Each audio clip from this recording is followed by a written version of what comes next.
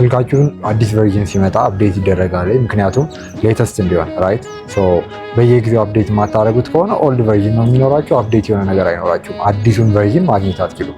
ፕላስ ስልካችሁ ሲበላሽ ወስዳችሁ ጥገና ቤት ታሰሩታላችሁ።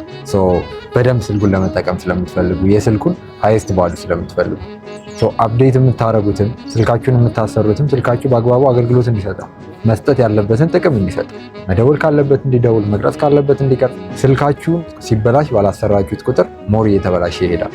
ስልካችሁን አፕዴት የማታደርጉት ከሆነ ኦልድ ቨርዥን ላይ ነው የሚቀረው፣ አፕዴት አይደረግም። ስለዚህ አዲሱን ቨርዥን ማግኘት አትችሉም።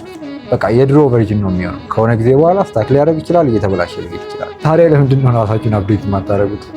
የምር ከልቤ ለምንድን ነው አፕዴት የማታደርጉት? አንዳንድ ሰው ጭራሽ 2015 ላይ ያነበበውን ፍቅር እስከ መቃብር መጽሐፍ አሁንም ድረስ ሰብለ ወንጌልና በዛብህ ምናምን እያለ በቃ እንደ ምሁር ራሱን ለማየት ይሞክራል።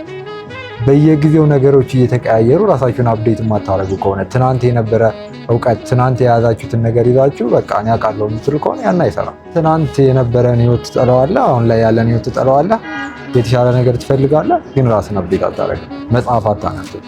የሆነ ማየት ያለብን ቪዲዮ ቁጭ ብለህ አታይም። ህይወት ኢንተረስቲንግ የምትሆነው ህይወት ላይ የተለየ ነገር የሚደረገው ራሳችን አፕዴት ስናደርግና በየጊዜው ስንቀይር። ስለዚህ ፕሊዝ የምር መለወጥና ቼንጅ የምትፈልጉ ከሆነ ስልክ ሲበላሽ አፕዴት እንደሚደረገው፣ አዲስ ቨርዥን ሲመጣ አፕዴት እንደሚደረገው ዘመኑ እየተቀየረው፣ ብዙ ነገሮች እየተቀየሩ ነው እያየናቸው። ትናንት ከኋላችን የነበሩ ሰዎች ጥለውን እየሄዱ ነው።